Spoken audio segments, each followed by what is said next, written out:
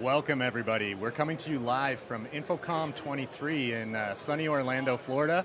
And thanks for joining us today. It's great to have you here. If you joined, it's probably because you're interested in the future of live event video. And the question we aim to answer today is, how do we go beyond barriers? How do we use the tools and technologies that are available today to drive the live events of tomorrow? And that includes making them more accessible, increasing participation, and hey, making them easier to produce as well. So if you're here, I want to encourage participation, get in chat, put your comments in there, we'll be responding to all of them. We're also going to give you the ability to call into this show today. You can join us as a live video guest in this program. We're going to display a link on screen that you can use to join us via Zoom. So don't hesitate, don't be shy, this is an open conversation, and we've got some great guests lined up. In fact, I had a chance earlier today to talk with Ben Thomas from Avixa TV and MarketScale. He's got a long history in the live event space, and he has some really interesting perspectives on the future of live event video, so let's play that interview now. You've got a lot of experience in media publishing and live streaming platforms. How do you envision the future of live event video? Yeah, I mean, I think it's interesting, and just to even step back in time a little bit, I think it's super important to look at where we've come from, right? Technology historically has been an obstacle. Whether it's we don't understand how to run this technology, it's too expensive, it doesn't make sense, then you kind of start to see an evolution, right? To where you see a little bit more decentralized broadcasting expanding to a lot of different industries, churches, educational institutions, online learning, things like that. Even though technology still is a barrier, it's much less of a barrier than it used to be, right? We've got content studios in our pockets. We've got laptops where we can literally switch things live. We've got tools, like you guys create over at Epiphan, where, I'm already in Teams, right? Or I'm already in Zoom. So let's create content there, right? As you talk about accessibility, you talk about the technological advances. Technology is making things more accessible than it's ever been. So especially from a broadcast standpoint, I mean, accessibility is as easy as it's ever been. Are there any specific technologies or trends that we should be keeping an eye on? One of the things that we're seeing, especially in these organizations and enterprises, is that broadcast technology and broadcasting and live events in general is becoming more creator-centric. So you're seeing more people broadcast in organizations. It's less top-down. It's more, hey, here's my iPhone. I'm going to go live on Instagram for a takeover, right? I think we're going to continue to see this evolution of technology, specifically for live events, that's more creator-centric, right? Where we continue to remove barriers from a technological standpoint and focus more on the content and the creators along the way. What do you see as the most significant opportunity for the future of live events? As we continue to grow as a community, I'm excited to see the future of these tools, because as people continue to age into not only the workforce, but really come into the community for the first time, a lot of these tools are just more familiar to people, right? The days of everything having to be in this physical control room, multi-million-dollar room with servers and switchers and monitors everywhere, those are kind of dwindling, right? For most of the lower level productions, right? Obviously the higher end is still going to be up there. But, as you look at these cloud tools, as you look at some of these decentralized technologies, it's about making it easier for people, whether that's, the remote contributor who doesn't need to fly into Dallas every 2 weeks to, be on a cable news network, but also that operator, right? Whether it's somebody who's switching a show remotely or trying to restream a live video broadcast or a piece of content, something like that. I think the cloud production tools are going to continue to evolve, continue to make life easier for the operators. Look, I think one of the ways, and I mentioned it earlier, one of the ways that you see that change is happening is the investment in the UX and the UI of a lot of these platforms, because it's familiar to people. They're used to being on their phones. They're used to being on tools like Instagram and Facebook and Twitter that are very creator centric, right? You're going to continue to see that. And I think that's going to be the next evolution for us as a community. Do you think there's any ways that we can foster authentic engagement between audiences and presenters? So in my opinion, honestly, Dan, and this isn't to say that all the other interactive tools like, chat, Q&A, surveys and stuff aren't great, because there's a lot of place for it. And I think that there's value in it. But I think the next generation of interactivity and audience participation is direct interaction with the content, right? Inside platform, on the same device. And for me, that's my opinion. It may not be the reality transparently, but I think that's, the best way to get people engaged is to engage them with something that they're already doing without asking them to do something else.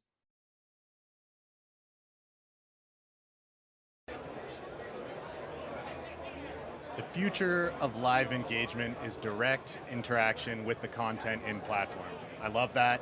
So thanks to Ben Thomas. And what better segue could we have than to my current guest sitting here at Infocom with me right now from Zoom, Andy Carluccio. Thanks for being here, Andy. Thank you so much for having me. Really appreciate the opportunity. So I want to ask you, from your perspective, what does the future of live event video look like? Well, I think that interview really summed it up very nicely. I do really believe that we're entering into the age of interactivity.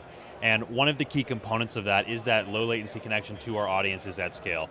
We want to have the intimacy of a personal conversation, but we need the scale of global reach, right? And I think that's what internet-connected streaming video can offer us. And it comes all the way through the design of the event, through the production of it, and then ultimately in the distribution. When you have those three things working together, we're now entering into a new paradigm of event production. It's really exciting.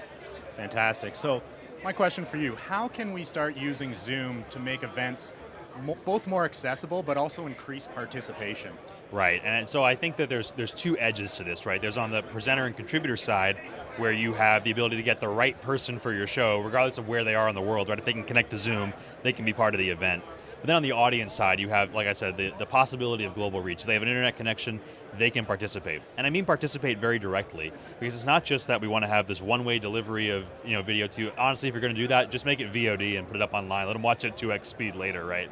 But when you have the opportunity to actually engage them in the conversation, that is a force multiplier for the value of that content. When you have the ability to have your audience actually participate and craft, they are putting their personal investment into the content itself, because it's a reflection of what they want to see.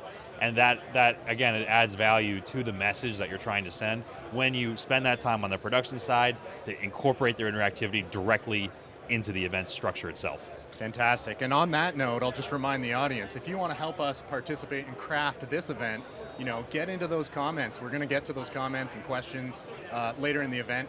I'd also encourage you, we're going to show a link on screen that you can use to join us. You can join us in this event via Zoom, and you can participate on video and join the conversation with us. So back to you, Andy. One of the things that Epiphan likes to talk about is the concept of making every space a studio. Right. And Zoom has this great ecosystem of certified rooms that are deployed throughout organizations across the world. And I'm wondering, how can we perhaps use that ecosystem to tap into them for live events? Absolutely. So what we call Zoom Spaces is a really important side of our product wheel. And Zoom Rooms in particular gives us the ability to take a space and turn it into this multifaceted, multi-purpose environment. There's so much conversation here at Infocom about the value of hybrid spaces and what our vendors going to put into those rooms to make them multi-purpose, right? So we can get into a conference room, we can have a conversation around a table. Maybe we're including remote guests, and that's where Zoom Rooms can come in and bring that content, but we also have whiteboarding capabilities, and now with the connection through our broadcasting platform, we can turn every Zoom room into a broadcast environment, right? And so we can feel confident that we walk into that space and we can have that quality experience both for the presenters as well as for the production tools that want to tie in and grab that video and do real work with it. And you can also feel confident through the Zoom certification system that when you walk into a certified Zoom room, that you know that you're going to have a good audio and video experience, because we're doing our part on our side to work with the partners to make sure that those are quality spaces that you're walking into. So we can have a lot of confidence in the way that those spaces present themselves, and it can be, like I said, a multi-purpose, multi-value proposition to the installers who are building those spaces together. So whether it's an insert studio or a meeting room, you know that you got the right stuff in that space to make it happen. I love just the idea of being able to walk into a room and be broadcast ready, and that, exactly. That plays in perfectly with Zoom Rooms. So another thing I wanted to ask you, and this has come up in a lot of the conversations I've been having here at Infocom this week, is a lot of folks want to be able to actually, whether it's using Zoom to contribute content, but also using Zoom to deliver content to their audiences. The concept of using Zoom as a content delivery network, if you will. Could you speak to that a little bit? Yeah, Zoom as a CDN is a super interesting value proposition because you have the ability to receive that really high quality video stream directly in client, but then we have this thing which I kind of think of as an interactivity wrapper that sits around it on the edge, right? The chat, the Q&A, the participants list, and the different ways that we, through reactions and engagement, can actually build this peripheral experience that sits around inside the video and pulls in that audience. And so there's two elements to this that I think make it successful. The low latency delivery is the first key.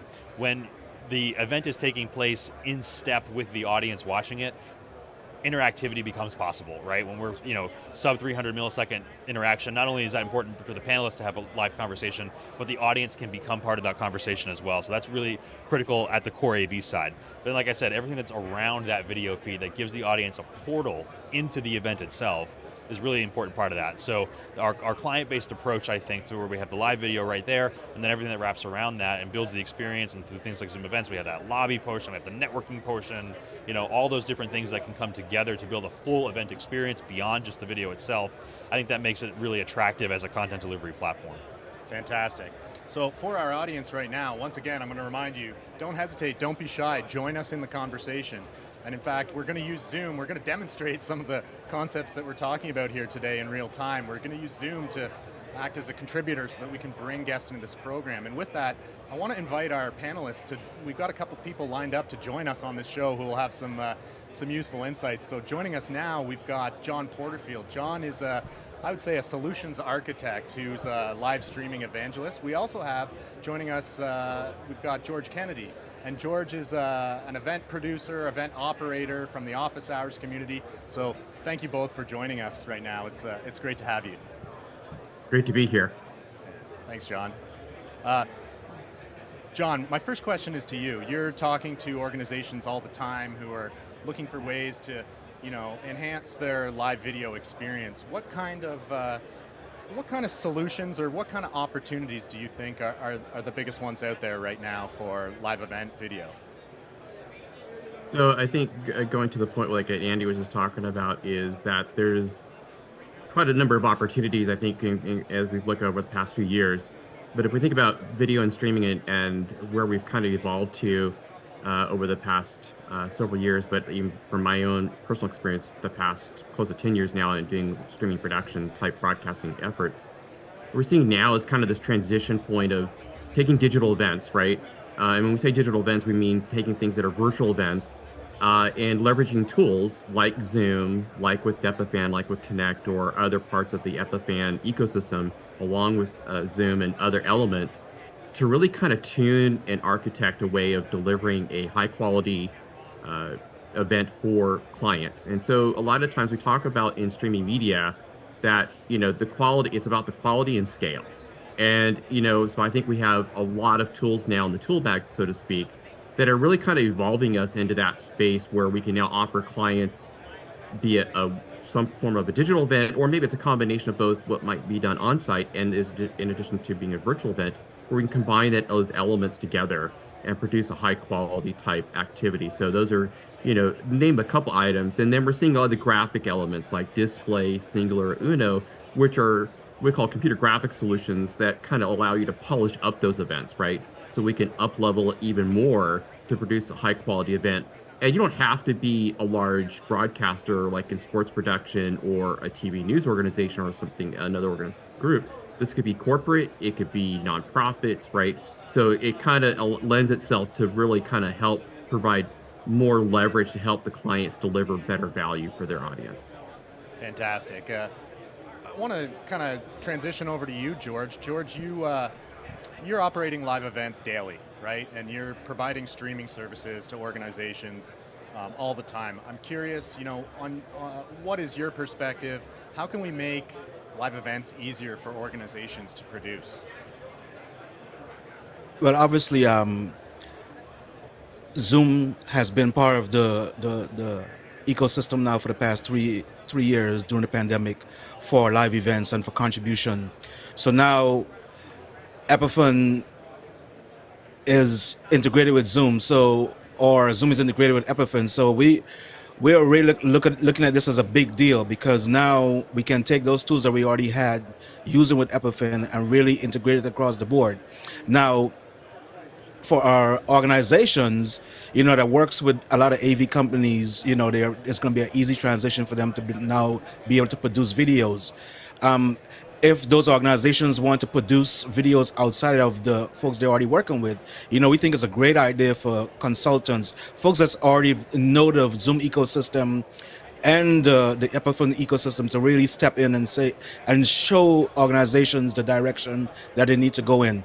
It's easy for a video person to say, I can show you this, but we really think with the folks that are really integrated themselves into the Zoom ecosystem over the past 3 years are able to step up now and say, look, this is what has been going on with Zoom. We already know Epiphan, and we know the tools that's already in the Epiphan backend. We could show you directions to go into, really be able to have your organization be able to produce videos on a regular basis. A lot of organizations may have a yearly conference, but now we can have organizations produce content year-round and then have that bigger conference. So we really see Zoom sitting on top of Epiphan now as an integration as a big deal, because we've seen now that Zoom has this clean, raw backend that we could bring across to the masses and really integrate it. And really, we get into this thing where we say, at broadcast look, or the clean broadcast, we're there on the web, that we're no longer, just the title of this event that we're having here, we're no longer limited at what we can do with video. We're limited by bandwidth of your internet, but Zoom is there. Epiphan is there, so we now need the masses of folks to be able to help organizations produce these pieces. Fantastic. I want to transition over to you, Andy. Like, why is it important for Zoom to be partnered with Epiphan? I think that one of the things that's super interesting to me about Epiphan's position here is that you guys have these smart edge encoders that seamlessly fold back into a cloud backend, and it creates this value chain, right, from on-prem all the way into remote production, and they tie in together really beautifully. So you can have content that's generated locally on-premise that's being pushed into your cloud, or you can have content that's cloud first or originated in the cloud, like Zoom video participants or things like that, and you can push them back onto the ground. But if you want the other angle to it, where you have that remote access from an operator perspective, all the production tools that you need to be able to put an event together are also offered over on the cloud side. So again, it's a synergistic value proposition from whether you need the connectivity of the ground or the scalability of the cloud. Epiphan's got you on both sides, so it's really excited for us to be able to provide our video network into that infrastructure. So you're coming in and out of Zoom, in and out of Epiphan hardware, in and out of Epiphan Connect and Unify. So it's really exciting for us to have that whole value proposition working together. There's definitely a nice synergy there, isn't it? Yeah, absolutely.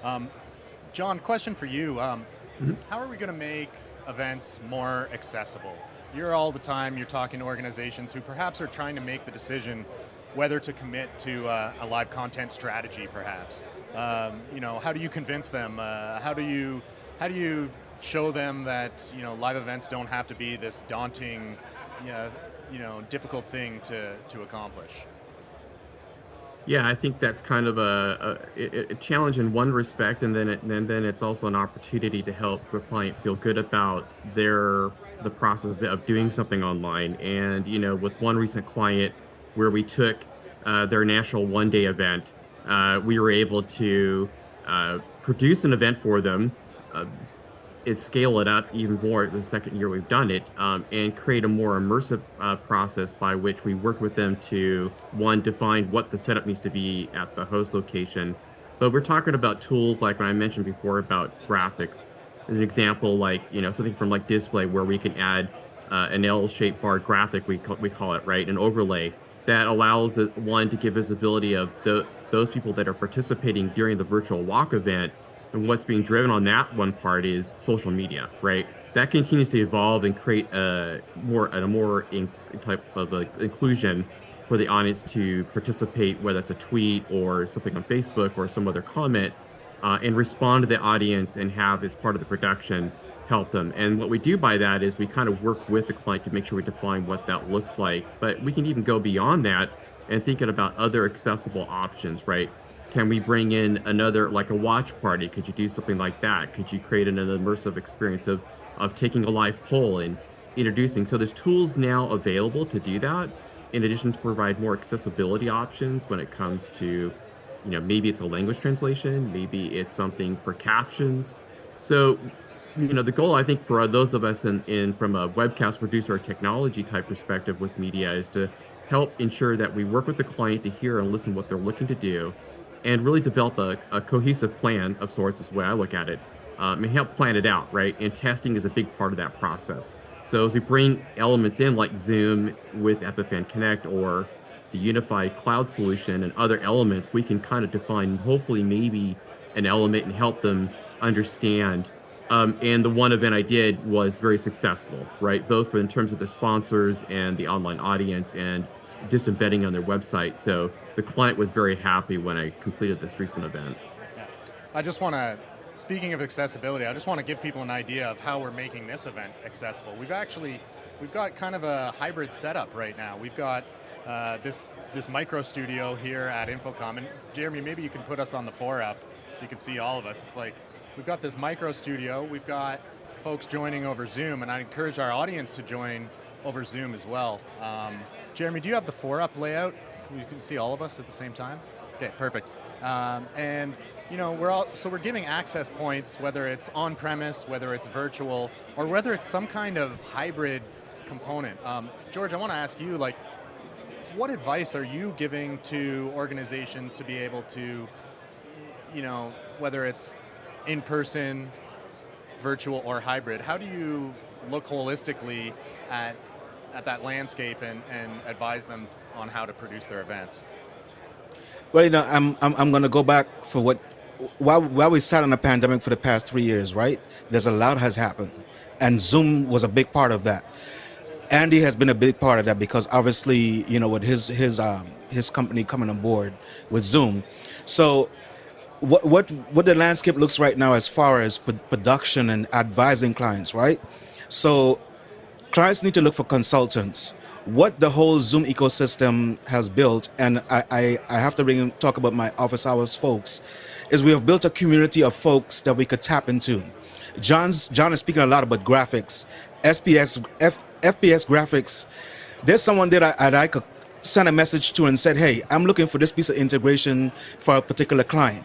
So what we are now is a community that we could tap into each other and say, you know what, I have a client looking for a specific look, a specific product, a specific integration, and I can reach out to Andy directly, who works for Zoom, but I can still reach out to Andy, I can reach out to Dan and say, look, I have a client that's looking for something specific. Can you help? Can we put together something on paper?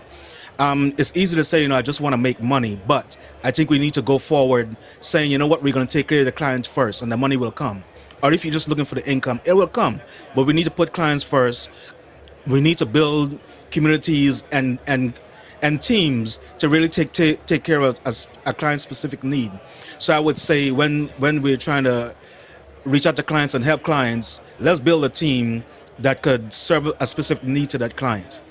Fantastic. Andy, do you have any thoughts on that? How should we be pitching solutions? Well, I think one of the things that has been an interesting shift in the industry is the way that everybody is now a lot more collaborative than it used to be. It used to be that you had your secrets and you were off in the corner doing your own thing and the vendors weren't really talking to each other and everybody was kind of in their own walled garden. And I think that the extreme changes that the industry went through during the pandemic kind of required everyone to tear those walls down and work with each other.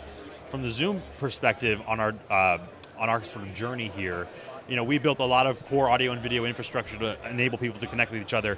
But then our recent announcement has been that we've opened up all that technology. The things that we use to build Zoomize, so the things that we use to build, our core meeting clients and products are now available to developers to be able to bring into their applications. I think Epiphan has shown a really interesting example of what that can look like, right? When an industry leader takes their experience, their understanding of the customer's needs, combines it with our core audio and video technology and our accessibility interfaces, and builds a solution that bridges both sides of the equation. I think hopefully we're going to see more and more in that sort of tradition of working together that we've started in the past 3 years, and I think that's going to hopefully become a real tenet of how the industry functions overall.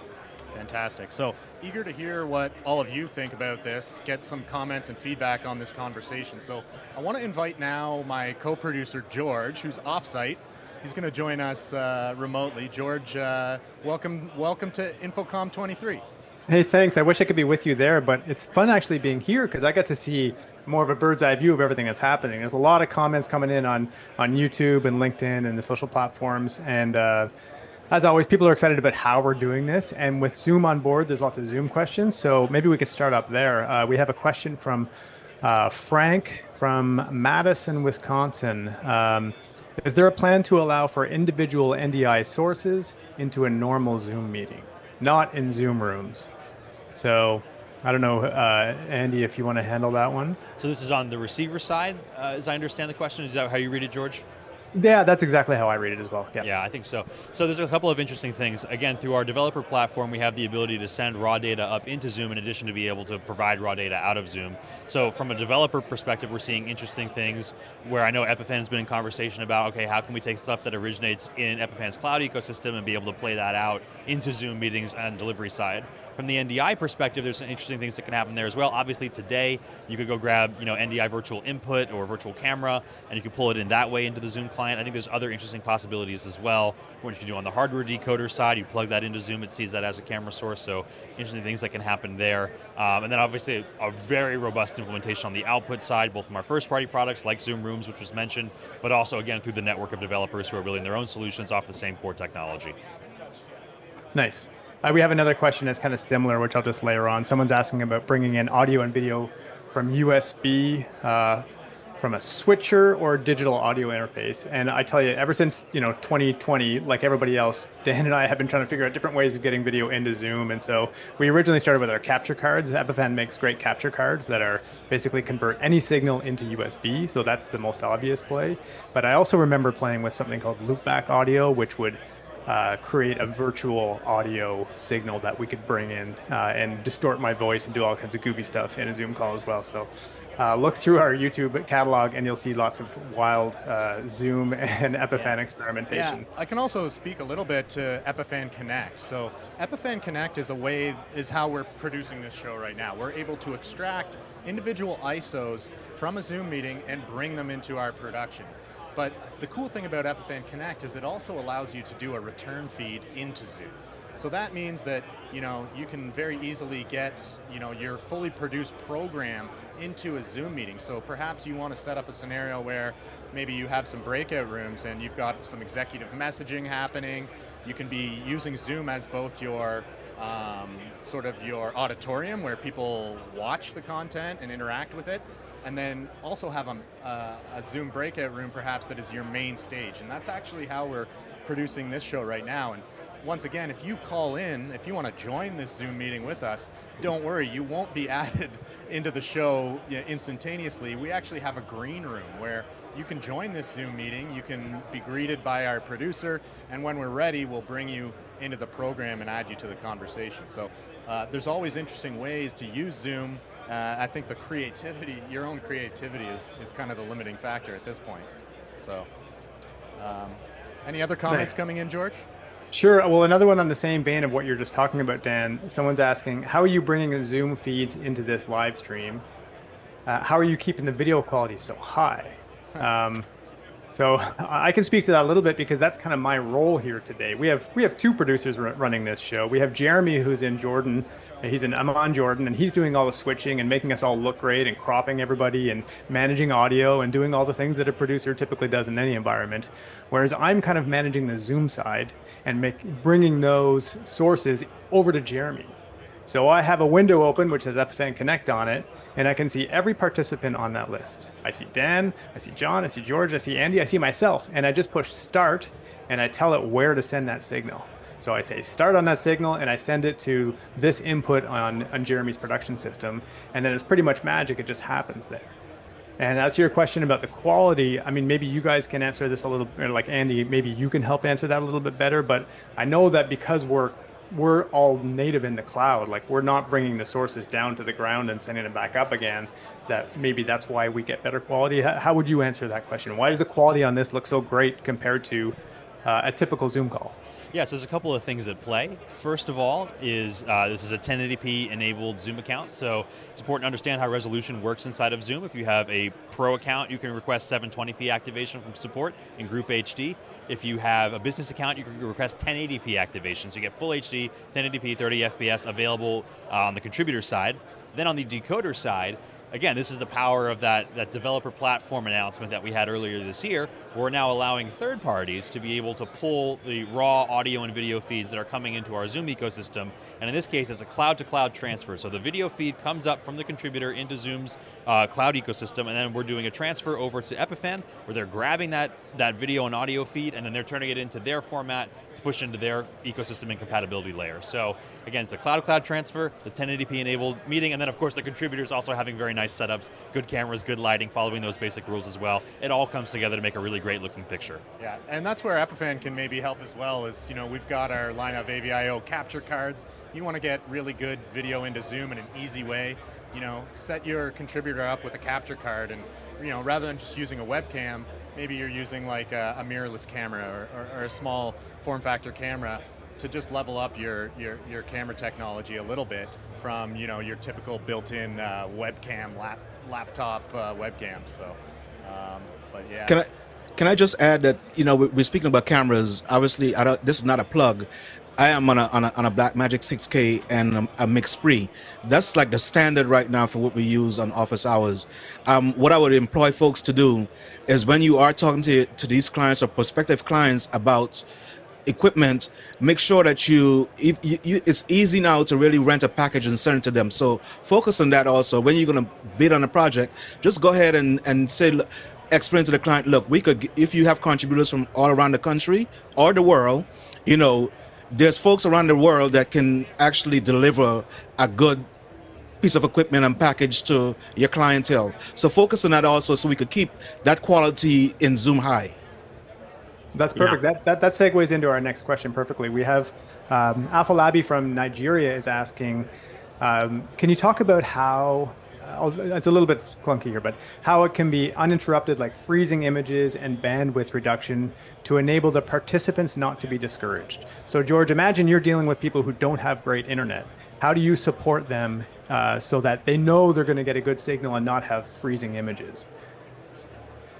So one of the things about Zoom right now is SRT. Obviously, we still need to focus on, if it's low bandwidth, SRT will handle it. So once we could get the feed to the cloud, you know, at least I could speak about Epiphan, because I've been using SRT for Epiphan, and that's one of the reasons that we do, is being able to transmit that video over SRT, and we know it's going to get to its destination. You might not get that pristine quality or the highest end quality, but your video is still going to go. I mean, that's the only thing I can really say about it right now, is just really focusing. I mean, we need a piece of at least 5 megabits per second, but once we get it to the cloud, we know it's going to go over SRT, and that's one. I'm glad to see that Zoom and Epiphan has integrated into the system. I think it's also important to, wherever possible, try to get to a hardwired connection, even if it's not as fast. If you can get off the Wi-Fi and plug into that router, that's going to deal with a lot of the micro stutters and jitters and stalls that are just part of the Wi-Fi protocol itself. Doesn't matter how fast your internet connection is. If you're on Wi-Fi, it wasn't really designed for like live transmission of low latency video. So try to get that computer connected into the router over a hardwired Ethernet cable. I think that'll make a big difference. Nice. Yeah, I think I'll jump in real quick. I think you got George and Andy are both right. I mean, you know, so when we talk about SRT, you know, it's a secure, reliable transport, and it's really kind of a way of dealing with these low bandwidth connections. And that's really what, so for some clients, we need to be able to give them an opportunity to be able to say with confidence that, you know, if you have low bandwidth connectivity options at your micro studio or location or remote location, where it might be, do exactly what Andy says, hardwired into your a local area. And then with SRT, and this is the beauty of what's going on with Zoom and with Epiphan and leveraging those technologies, is to be able to transport the video and audio from that site into the production. And then again, I think it's coming back to the client and reassuring them that, look, we're going to work with you and help you make sure we understand what your environment looks like, so that we can help you deliver on what the outcome needs to be. John, maybe you can keep going on, like, one of the themes that I wanted to talk to you about today is you're also customer facing. Yeah, I'm sorry. I missed the last part of your question. I'm sorry. Oh, I think we might have lost George, so that's okay. Well, I'll jump in, but I think he's asking you're the customer-facing guy, right? So, Right. how do you pitch a project? Like, how do you encourage and make live event video more attractive at the baseline? So I kind of take from my own personal experience being in the technology industry for a number of years, we always look at the voice of the customer, right? And I think the first step for us to do, like Andy's brought up and George, what we've all talked about, is listen to the client, to the voice of the customer. And we need to make sure that we understand what the requirements are for what they're asking to do, and so that when we're talking to them, that we're really hearing what the objective, what the goals are that they want to achieve, and then going back, and then it's my job really as kind of the solutions architect, a webcast producer, to really kind of understand, along like George does the same thing from his side, is to define what we need to help them deliver on that and what the setup needs to be. So, I think it's going back to what we talked about earlier, Dan, you were asking about, how do we really kind of work with the clients and reassure them? I really think that we need to really kind of listen and hear what the ask is, and then break it down a little bit. So then we come back and I'll make a proposal and talk about these are the elements that I would recommend. And then as part of that recommendation that we obviously test it, right? Test is key, right? And then as part of that planning process that we validate before as we prepare for the event. So for me, I just kind of some elements there. I don't want to go too deep into this, but at a high level, I think it's just trying to walk them through that. A demo really helps, right? So we define what that might look like. We walk through the workflow of the control room or what that setup might be from a visual perspective, right? Just anything we can reassure and help support the client to meet their needs. That's great. And I think we got George back. George, you're here with us again? Yeah. I had a little. You must be on Wi-Fi there, George, are you? I usually am. I'm the Wi-Fi king around here, which to everybody's chagrin, but I turned it off for today. Okay. But we do have another question coming in, and maybe this is kind of a roundtable one for the customer-facing folks here, which is, what are customers asking for you? Future stuff. So that's the name of our show today, future of live event video. So George, maybe you want to start and talk about what are they asking for today that you're on the cusp of being able to deliver for them? Pristine video, stable video. I really. This is the basics, right? I just want a good video connection. I want a good video. Look, I'm just being honest with you. The failure is not really an option in live. Once it goes down, it could really bring a whole event to the ground. So, we what is the uptime? We have to focus really. We can't just go in and say, well, we're going to have one internet connection. We need to have a PEP link. We need to have backups. We need to be able to keep that uptime has to be 100%. So clients are asking, how can you make this happen? How can you make sure that, is this Epiphan, is this part going to work? Is this going to be the solution?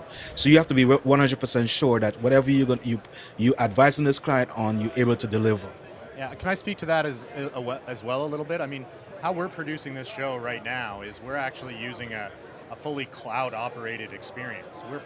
The production mix that you see Jeremy switching between these layouts, that's operating in Epiphan Unify, which is a cloud-based mixing, switching, streaming, and recording tool by Epiphan. But how we're ingesting our sources is through Zoom. And Andy, maybe you can speak to this a little bit, but when you start and stay in the cloud, there's got to be some resiliency with that. Absolutely right. So anytime that you're going out to the edge or you're on the ground, so to speak, you have to be considerate of the conditions of that environment, power, internet connectivity, stability of those connections and things like that. You have certain vulnerability. Now you can work around those vulnerabilities. You can bonded internet connections. You can have redundant power supplies and things like that. You can take those into consideration, but you do have kind of all your eggs in one basket when things are on the ground, right? And so with the cloud native workflow, those are not significant concerns at that point because you have the scalability and the sort of the uptime reliability that the cloud provides. And so there's that reliability angle to it. There's also the access angle to it where you can have the right people for the job wherever they're located have remote access into that system. And that can give you a personnel redundant failover as well. If somebody can't participate for given reason, last minute change, or their internet connection drops out, or they lose power, instantaneously just have somebody go to the same page, log into that switcher, and your show keeps running, right? So from a redundancy perspective, you now are geo-diverse in terms of your availability for personnel, and you have the reliability of the data center to be able to keep the core equipment up and running. So it can really give you a lot of power from that perspective to keep things online. Fantastic. George, Epiphan George, do we have any more comment? Do we have anybody who's called in? No, everybody is too afraid to call in. This is one of the things we've learned about this format is it's cool. It's a nice bit of show and tell, but to tell people it's like being behind, pushing them in the back, saying go out on the front of stage. I think that's maybe the mentality around that. So we're trying to change that. Yeah, I think it's novel, right? People aren't sure what to expect. What we've always seen is you get the first person, then once one guinea pig has shown that it's not so scary, we get more. So I'll just encourage once more anybody who's watching, don't hesitate to call in. Join us in this conversation. We'd love to hear your thoughts and perspectives. We'd love to hear what projects you're working on. So please don't be shy. I did have a thought to branch off of the last question, though, which is, what does the future look like? And in having some conversations with live events folks this week, it's interesting some of the transitions they've had to make over the last few years. We've gone from everything on premise to virtual to back on premise. Now we're in a hybrid mode. But I think we need to sort of reconceptualize what a live event is in the first place, right? The people who we shouldn't be looking at live events as just an add-on component of an existing event.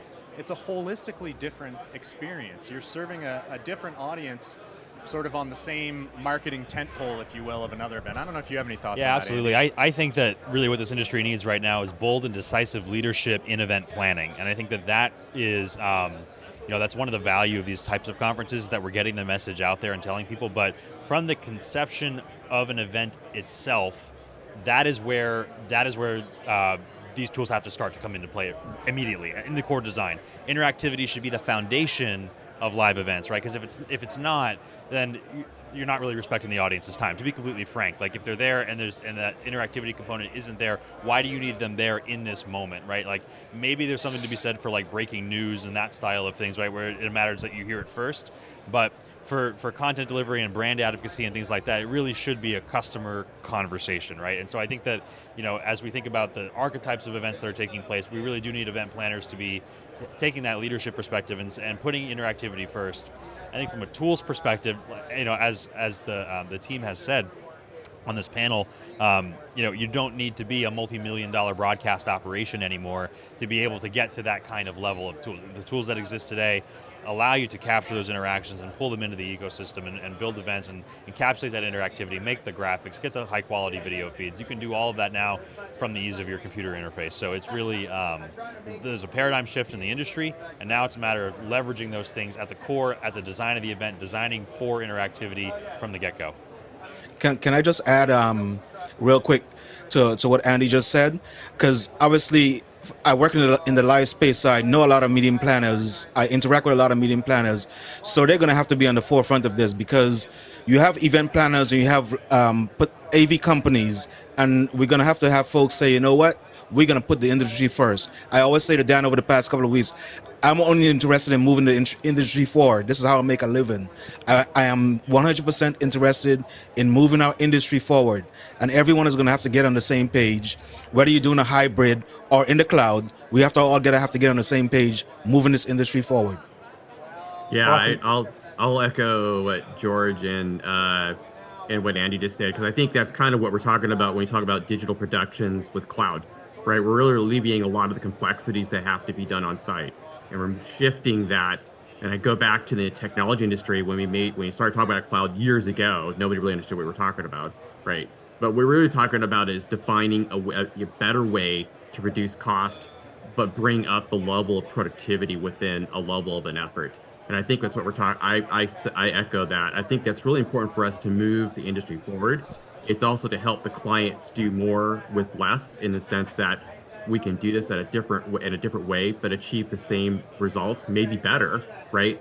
And so I agree. I think this is something that we really got to focus on moving forward, because it really does benefit the clients the online audience and other elements that we're looking at on how we kind of bring this all together from a solution. We have a guest. Finally, we have Jack from the Overland channel joining us, and someone who's probably knows quite a bit about live streaming from remote places. Maybe, Jack, before we go at you here, or let you have your question, you could tell us a little bit about the Overland community and what that's all about. Sure, yeah. So overlanding is self-sustained vehicle travel. You go out and you kind of just get out all over the world. Some people travel continentally. They ship their vehicles and go over to other different continents and go travel all around. Some people are more of a weekend overlander and they're just going out and visiting their local areas. It's mostly what I do, but I do enjoy getting out and driving all over. I got to drive all over Ukraine last year when I worked over there with an NGO doing stuff, but love getting out and getting on the road. And for us, we really enjoyed working with the Epiphan Pro Mini and Nano products because they've really helped us. As you can imagine, when you're out there, there's not a lot of internet connectivity.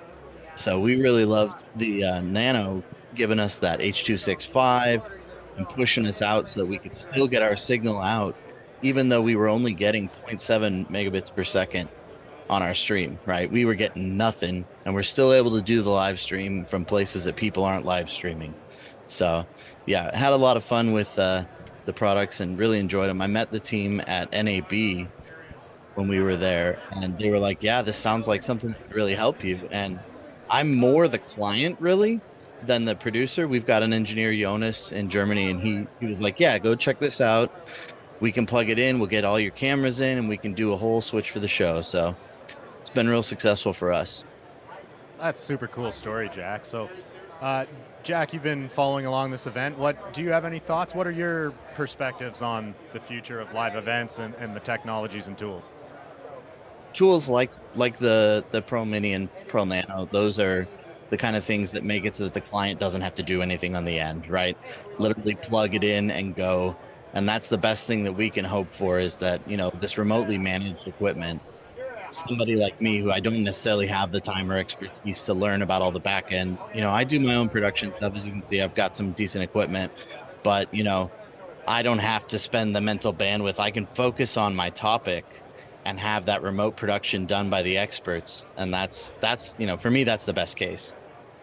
Fantastic. Andy, any thoughts on, how Zoom can make some of these productions more accessible from remotes? Or I think that one of the things that's interesting about that angle to it is the community that can be built around live communication, right? And so, overlanding, as I understand it, has a real community around it, right? And there's those conversations and questions, and how do you have your rig set up, and what are the best practices, and where are some good spots to go check out? And the idea that we can now have a community roundtable conversation of people sharing their knowledge with each other live through video, even if they don't all live in the same place or can't all get together at a summit or a get-together, gives us the opportunity to build engagement year-round.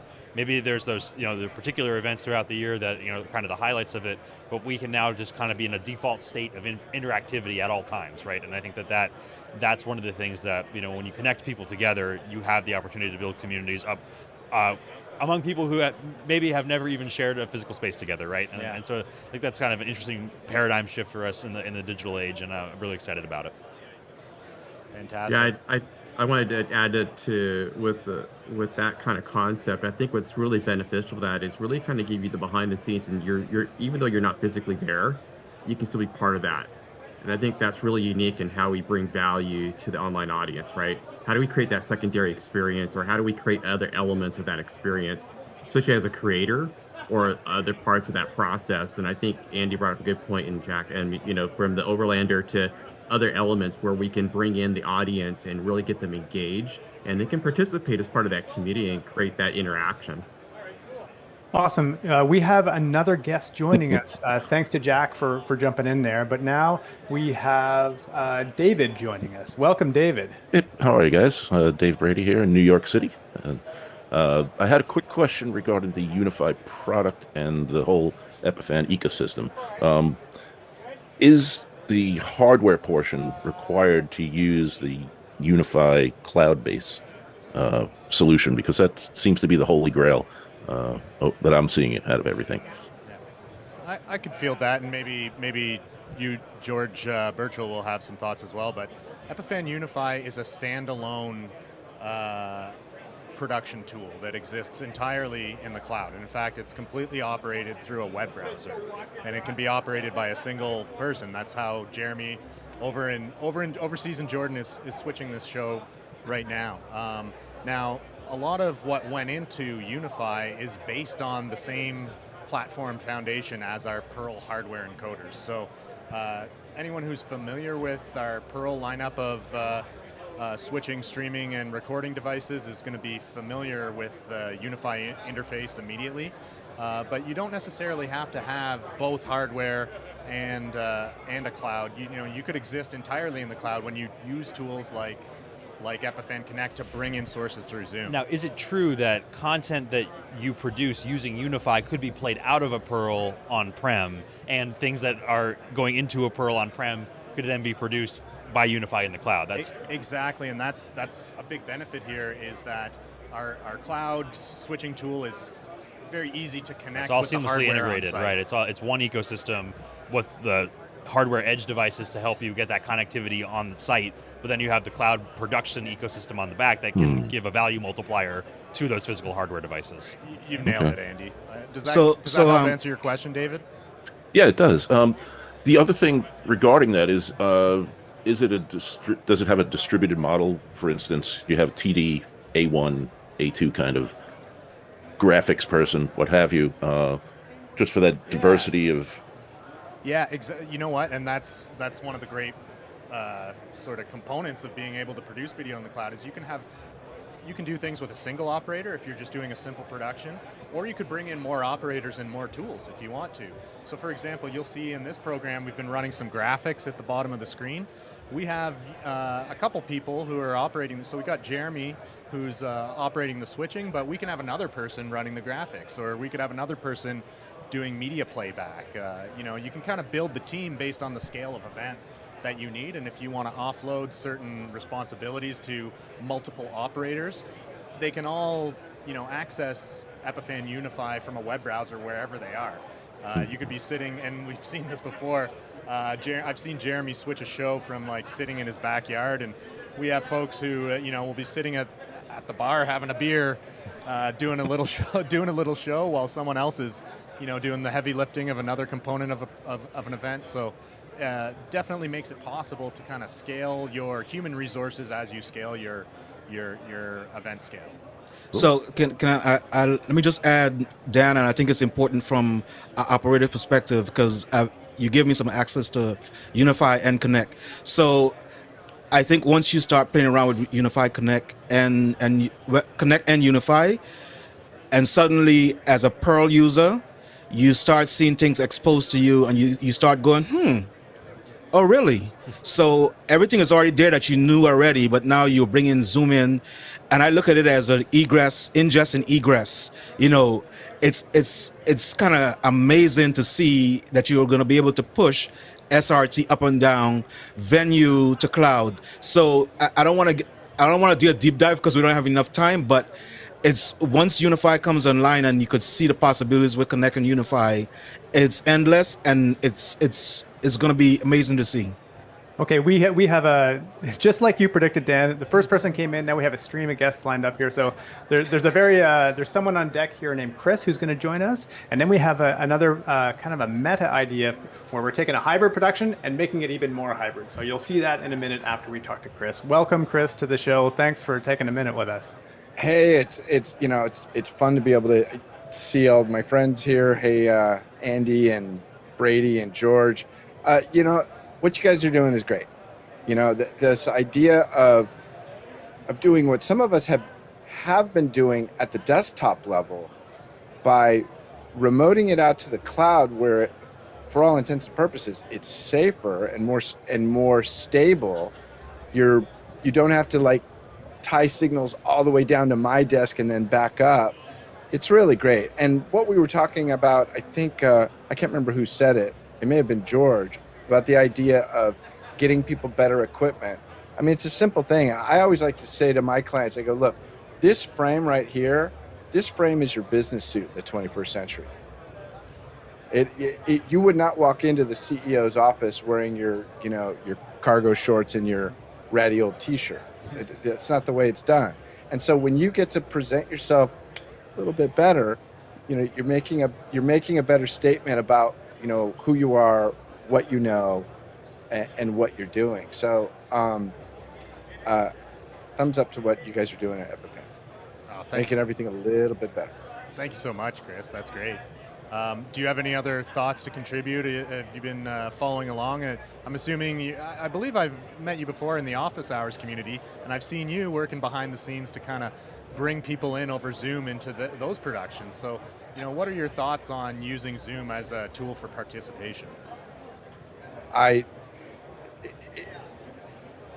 We've known Andy for a long time, and I think, Andy, I don't know if you know this, but the first time I got to speak with Brandon one-on-one, I said, hire Andy, buy everything he knows in his head.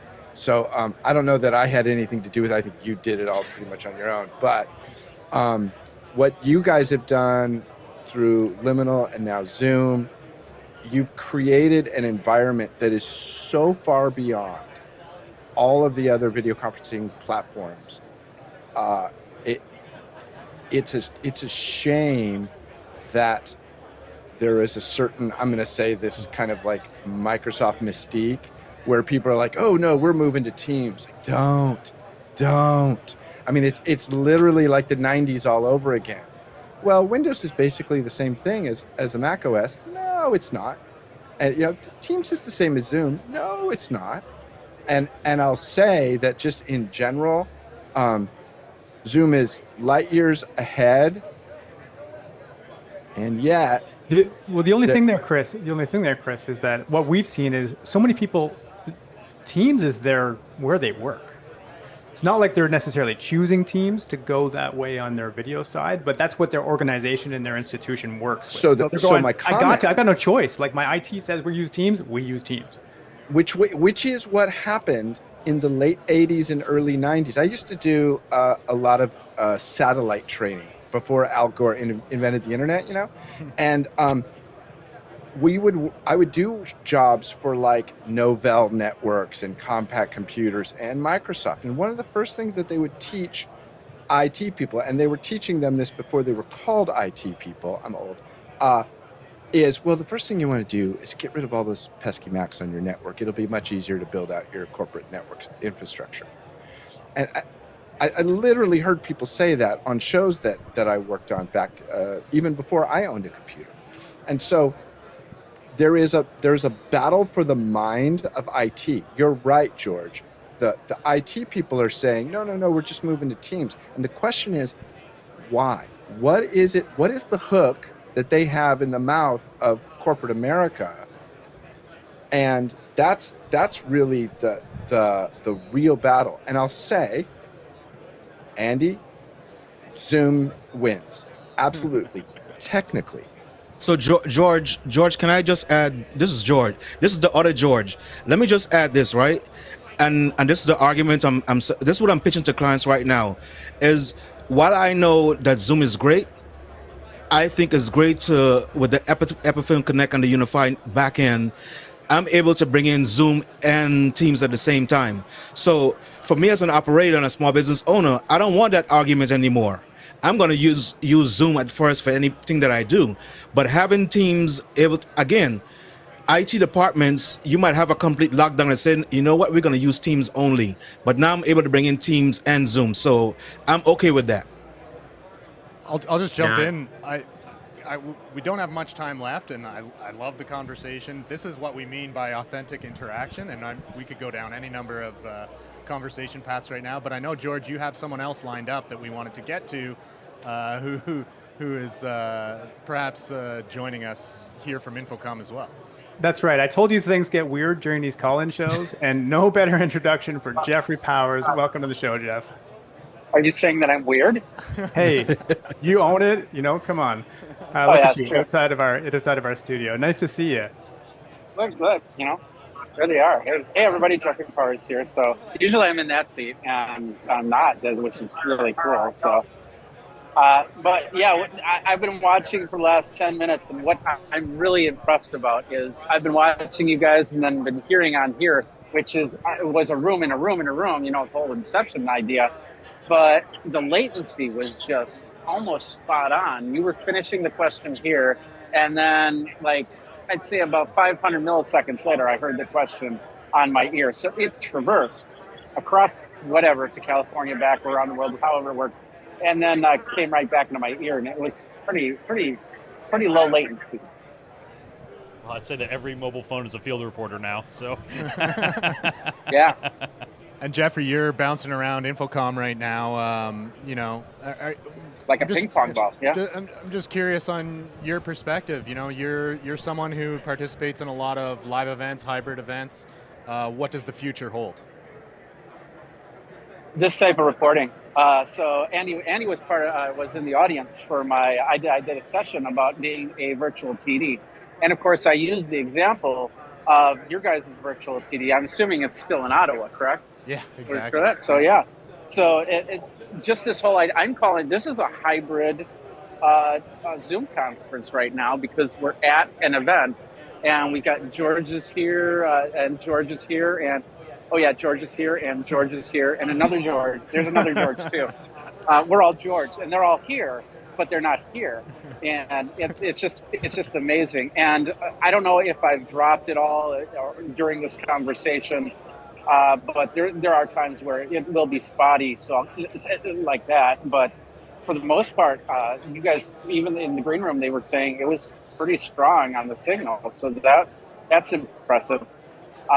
When we did office hours and went to like NAB and Cinegear Expo, there was a lot of after hours work where people were sitting in the room while they were trying to collect data, and people were walking around with their phones and saying, should we interview these people on the show tomorrow? And people were figuring out their questions. So that's the type of reporting.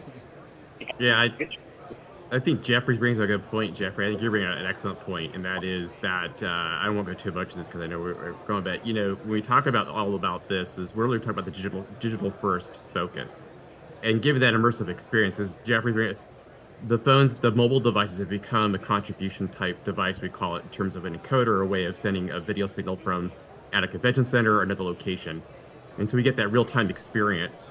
I think that's what we're trying to get. I think from my perspective, we're talking about digital first events. We're really trying to create an immersive process by which we can add those elements into that production.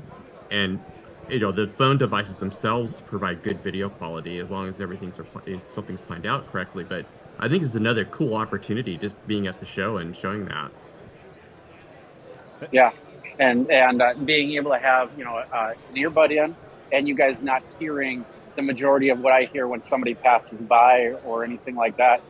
The only problem is my arm's really getting tired right now because I forgot to bring the tripod to hold the phone. But other than that, a little bit of shaky camera, you could definitely get some good coverage from wherever you are, even if you don't have a crew there. Absolutely. This was something completely unexpected, and this is what it's all about. This is about creating authentic interaction, creating participation. I think we've done that. Anything else, Andy? In whatever way, shape, and form it comes, right? And that's part of the beauty of it is if you can get into a meeting inside of Zoom, suddenly you're show ready, right? And we have the ability to pull all that together. So super grateful for the work that Epiphan's doing. The tools are just better and better every time we get a chance to look at it. We're so excited to work with you on the Connect contribution platform, and thank you so much for having me today. Andy, thanks for being here, and thanks everyone for joining. I think we're going to wrap it up now. If you want to follow up with us, you can always reach out, hit us up on the socials. We're going to be doing more events like this in the future, and pay attention to some of our coverage coming from Infocom 23. It's been a great show. Andy, George, John, other George, Jeremy, who's been mixing this show all the way from Amman, Jordan. I want to thank all of you for joining us, and we'll see you again soon.